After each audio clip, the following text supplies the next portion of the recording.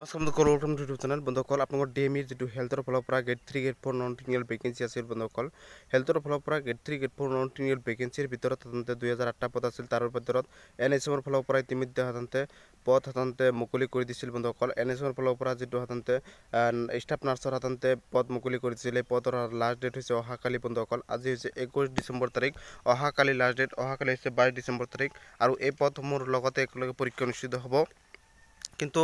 staff nursery 400 পদৰ লগত 2008টা পদ মোটামুটি 2400 প্লাস পদৰ পৰীক্ষাটো আপোনালোকৰ জানুৱাৰী মাহতে অনুষ্ঠিত হ'ব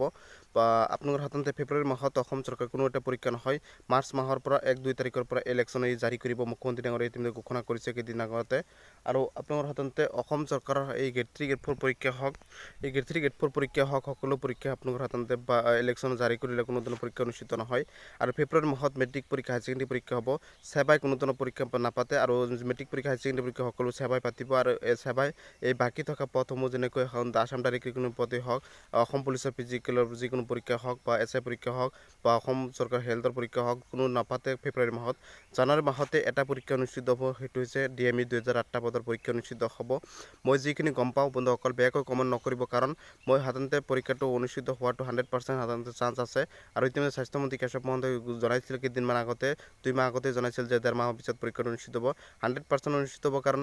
হেলথৰ যিকোনো এডমিট কাৰ্ড হওক বা পৰীক্ষাৰ এপ্লাই কৰাৰ সময়সীমা হওক এপ্লাই কৰিবলৈ মাত্ৰ 15-20 দিন সময় দিব বা 12 দিন দিব এনেকুৱা সময় দিব আৰু আপোনালোকৰ এডমিট কাৰ্ডটো হেলথৰ পৰীক্ষা অনুষ্ঠিত হোৱাৰ সাধাৰণতে 5 দিন আগতে এডমিট কাৰ্ডটো মুকলি কৰি দিব আৰু এই পৰীক্ষা অনুষ্ঠিত হোৱাৰ 24 ঘণ্টা আগতে এই এডমিট কাৰ্ডৰ অপচনটো বন্ধ কৰি দিব এটো নিয়ম আগৰ পৰা চলি আছে যোৱা বছৰ আছিল এইবাৰ হ'ব আৰু ডিএমইৰ পৰীক্ষাটো জানুৱাৰী মাহতে হ'ব মোৰ মতে সাধাৰণতে কিন্তু ফেব্ৰুৱাৰী মাহৰ পৰা কোনো ধৰণৰ পৰীক্ষা নহয় কাৰণ ফেব্ৰুৱাৰী মাহত মেট্ৰিক পৰীক্ষা সেকেন্ডাৰী পৰীক্ষা আছে এইবোৰ পৰীক্ষাৰ মাত্ৰ কোনো ধৰণৰ ফিজিকেল হওক অসম চৰকাৰ অসম পুলিচৰ ফিজিকেল হওক এছআই পৰীক্ষা হওক তাৰ পিছতে আসাম ডাইৰেক্ট ৰিক্ৰুটমেণ্ট পৰীক্ষা হওক আৰু আসাম ডাইৰেক্ট ৰিক্ৰুটমেণ্ট যেটো 12600 পদত এপ্লাই চলি আছে মোটামুটি লাখে ল'ৰা ছোৱালী এইবোৰ পৰীক্ষাৰ চেণ্টাৰ কালেক্ট কৰিবলৈ পৰীক্ষাৰ এডমিট কাৰ্ড ঠিক কৰিবলৈ পৰীক্ষাৰ চেণ্টাৰ কালেক্ট কৰিবলৈ পৰীক্ষা পাতিবলৈ মোটামুটি 6 মাহ লাগিব আৰু ইলেকশ্যনৰ পিছতে অনুষ্ঠিত হ'ব অসম পুলিচৰ ফিজিকেল কিনি মোৰ মতে সাধাৰণতে ইলেকশ্যনৰ পিছতে অনুষ্ঠিত হ'ব বহুতে বেয়া পাব বহুতে বেয়াকৈ গালি পাৰিব কিন্তু মোৰ আপোনালোকে নিজেই ভাবক যে আপোনালোকে এই পৰীক্ষাসমূহ জানুৱাৰী মাহত কেনেকৈ পাতিব কাৰণ 29 ডিসেম্বৰ তাৰিখলৈ এতিয়ালৈকে এপ্লাই চলি আছে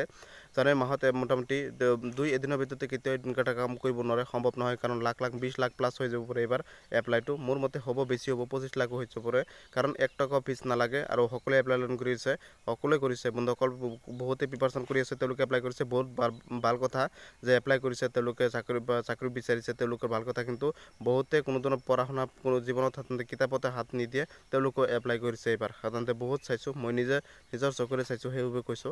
আৰু এপ্লাই কৰিছে ভাল কথা যুজক চাকৰি লওক আৰু প্ৰিপাৰেচন কৰক সকলোৱে চাকৰিৰ বাবে প্ৰিপাৰেচন কৰক আৰু সকলোৱে চেনেলটো সাবস্ক্ৰাইব কৰি দিব আৰু আপোনালোকৰ হাততে আসাম ডাইৰেক্ট ৰিক্ৰুটমেণ্ট পৰীক্ষা হওক আৰু ডিএমইৰ পৰীক্ষাটো মোৰ মতে জানুৱাৰী মাহতে অনুষ্ঠিত হ'ব সকলোৱে সাপোৰ্ট কৰিব চেনেলটো সাবস্ক্ৰাইব কৰি দিব ডিএমইৰ পৰীক্ষাটো জানুৱাৰী মাহতে হোৱাৰ চান্স আছে যদি প্ৰিপাৰেচন কৰা নাই তেনেহ'লে কিন্তু বেয়াকৈ ফচিব কাৰণ প্ৰিপাৰেচন নকৰিলে কিন্তু ফেল কৰিব 100% বহুতে কোনো ধৰণৰ নোটিছ অহা নাছিল কোনো ধৰণৰ নাছিল সেইভাবে এইবোৰ পৰীক্ষা সাধাৰণতে বা আপোনালোকে কোনো ধৰণৰ প্ৰিপাৰেচন কৰা নাছিল বা প্ৰিপাৰেচন বাদ দিছিল সেইভাবে কৈছো প্ৰিপাৰেচন নকৰিলে কিন্তু বেয়াকৈ ফচিব আৰু পৰীক্ষাটো জানুৱাৰী মাহতে হোৱাৰ চান্স আছে 100% সকলোৱে শ্বেয়াৰ কৰি দিব চেনেলটো সাবস্ক্ৰাইব কৰি দিব লাইক এটা কৰি দিব আৰু ভিডিওটো